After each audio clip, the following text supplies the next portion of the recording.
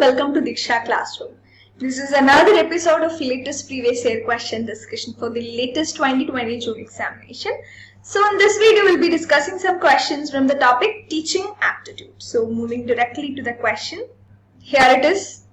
Which one of the following assessment procedures is conducted during an in-progress teaching learning session? 4 options are given: summative, formative, norm referenced and criterion referenced. So I hope you have came through a lot of questions which are focusing on evaluation techniques, because this is a very important area you have to study for NET exam. So listen carefully. First we have to find out the key term here.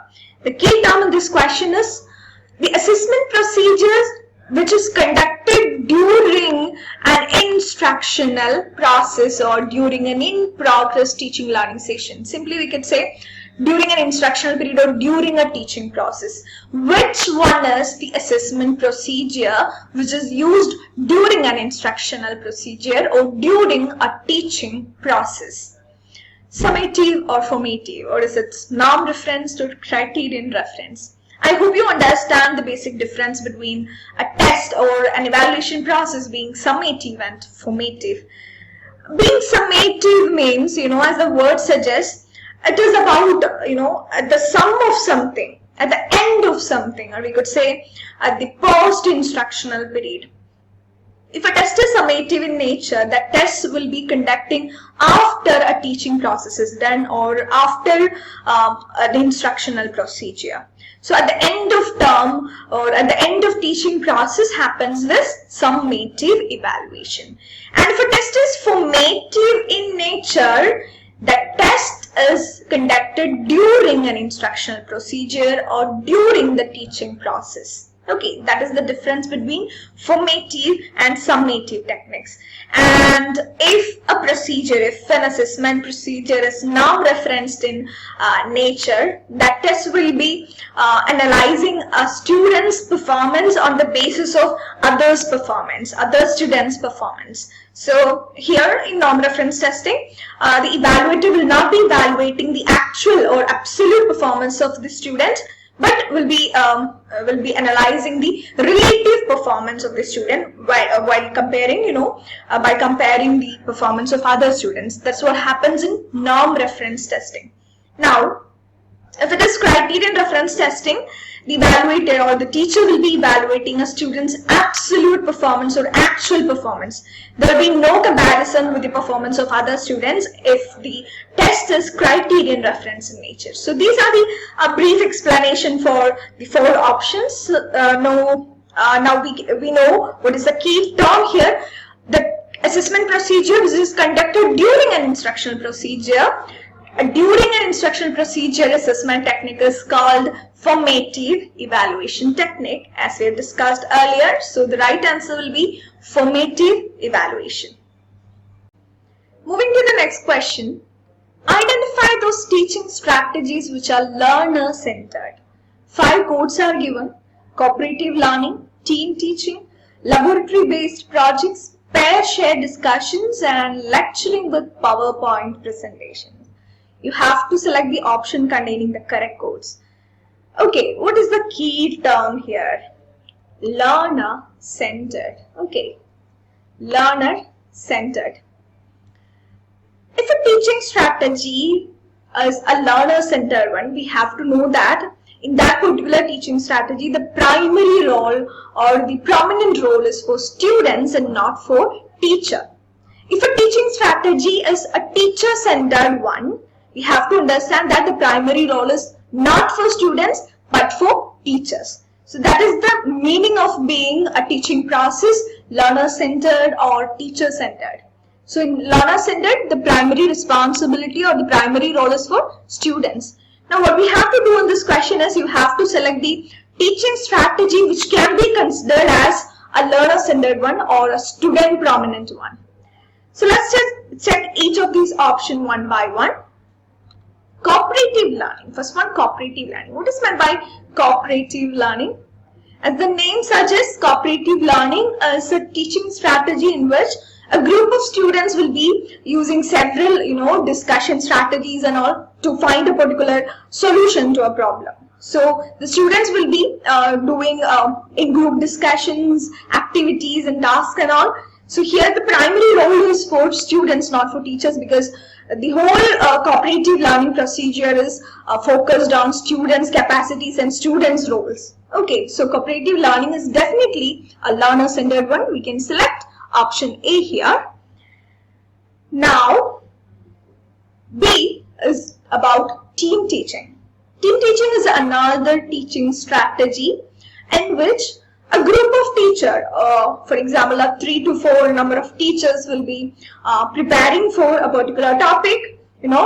Section by section, they'll be dividing a particular topic into small divisible units, and they'll be teaching this particular content in a classroom in front of students one by one. First, a teacher will come and take a particular topic which is assigned to him or her, then the other teacher, then the next one, then the next one. So a group of teachers are doing teaching here in team teaching. As the name suggests, it's a team teaching or a team teacher strategy, which is definitely not a learner-centered one. It's mainly focused on the teacher-centered one. So the primary role is not for students here, but for teachers. So we can exclude the code team teaching from this question. Then C is about laboratory-based project. As we know, laboratory-based project will give a real-life practical thing for content that has been taught in the classroom situation. So here the learner uses his or her abilities and all, what he or she has studied in the classroom. Here the students can apply that knowledge into a practical situation and a laboratory situation, so in a laboratory context. So laboratory-based project is also not a teacher-centered one, but focused on the students, so we can consider laboratory-based project as a learner-centered one. So this is also in. Now, pair-shared discussions. What is meant by pair-shared discussions? Pair-shared discussion is a kind of cooperative learning strategy in which a group of students will be there. They'll be working together to find out a solution for a problem. So these kind of group activities are present in pair-shared discussion, which is a subtype of cooperative learning. You can consider pair-shared discussion as a type of cooperative learning, which is definitely a student-centered one or a learner-centered one. So we can select this one also. Now, lecturing with PowerPoint presentation. As we know, lecturing, as the term suggests, lecturing method or lecture method is a completely teacher-centered one. There is no particular role for student there. The student's role is passive in a lecture method. Even if the lecturer is using PowerPoint mechanisms, PowerPoint presentations and slides in the classroom, this particular teaching strategy focuses on teachers, how the teacher conducts the classroom. Here the teacher decides what has to teach in a particular classroom and how much he or she has to teach them. So all kind of decisions are based on the teacher, not the student. Here teacher is active, but the student is passive in nature. So we cannot consider lecturing as a learner-centered one, but it is clearly a teacher-centered one. So we can exclude this option also. So the remaining correct option that we can select in this question is cooperative learning. A, C, laboratory-based projects, and D, pair-shared discussion. That will make the option 3 correct. A, C, and D. I hope you understood this question. Now the next one. Which of the characteristics in classroom teaching behavior as given below will be classified as a part of formative assessment? Here the question is about formative assessment. You have to select the statement which is true or which is correct for formative assessment. We have already discussed what is meant by a test being formative, right? It's an assessment technique which is used during an instructional procedure. So let's take a look to the codes given in the question. First code, the teacher asks question to elicit classification from students. The teacher specifies the level of mastery attained by students. The teacher prompts and prompts the students while making presentation. The teacher pauses for a few seconds, looks at students and asks questions.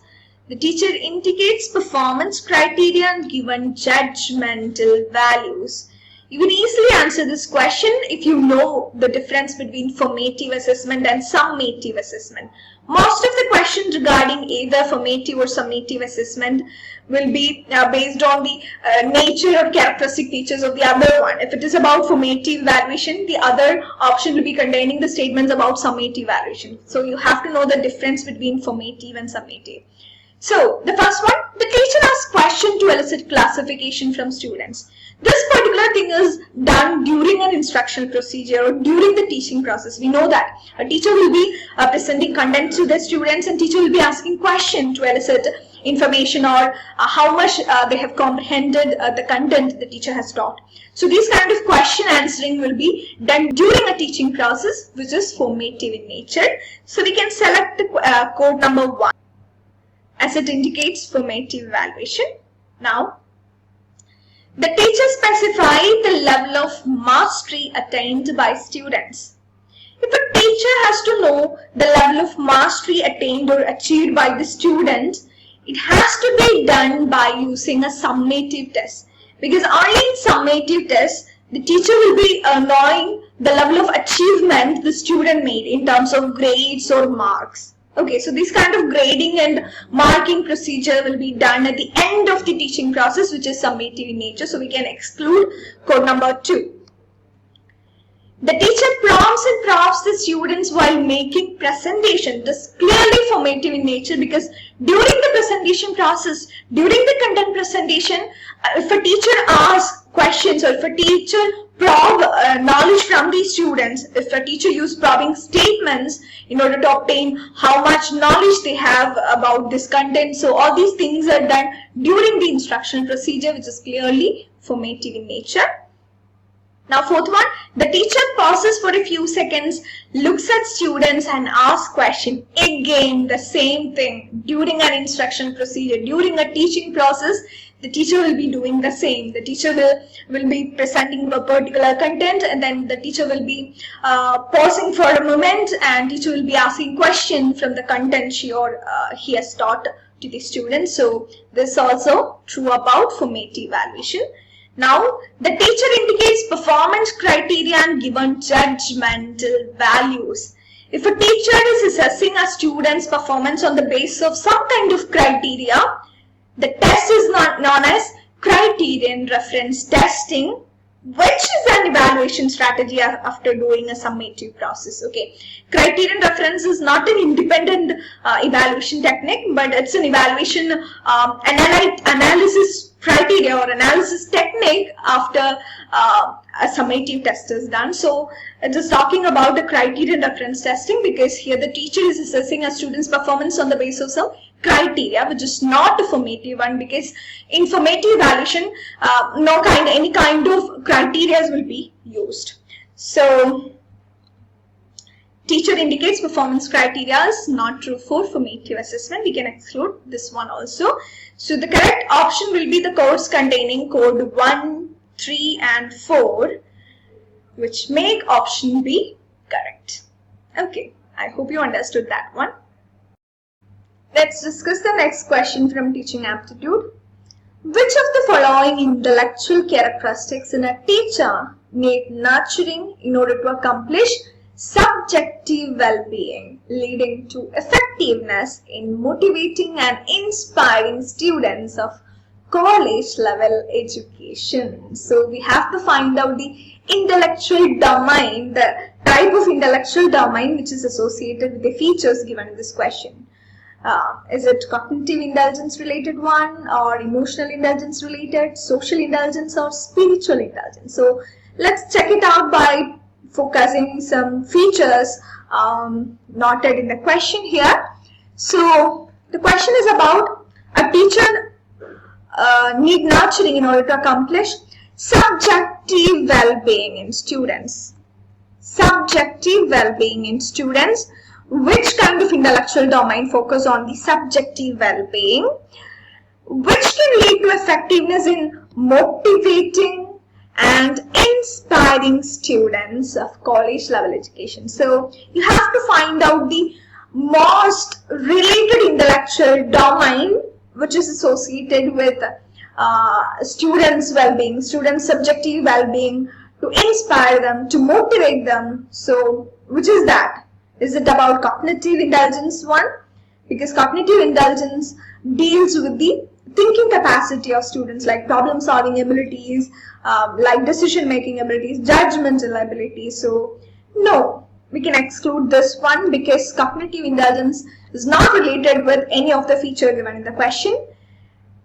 Social intelligence, option C, social intelligence. Social intelligence deals with the social skills possessed by the student or the individual, like communication skill, empathizing skill, interpersonal relationship maintenance skill, and also these are not directly linked to the features given in the question, so we can exclude this one also. Spiritual intelligence related. These are clearly not related to spiritual intelligence, which are not at all related to spiritual intelligence. We could say in a learning situation, okay, in an educational system, we cannot see these features will be due to the teacher's spiritual intelligence one, so we can exclude this one also.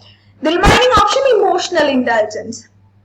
I think it's a simple question because nurturing subjective well-being in the students, knowing them, motivating them, inspiring them is directly related to emotional intelligence one. If a teacher has enough EI or emotional quotient, the teacher will be maintaining a nurturing relationship with the student. So this nurturing relationship will definitely make the student feel inspired and motivated to study, and it will also increase the subjective well-being of the students. So yes, the features given in the question is directly linked to the intelligence, which is related to EI or emotional intelligence. So yes, the correct answer will be option B. I hope you understood this question.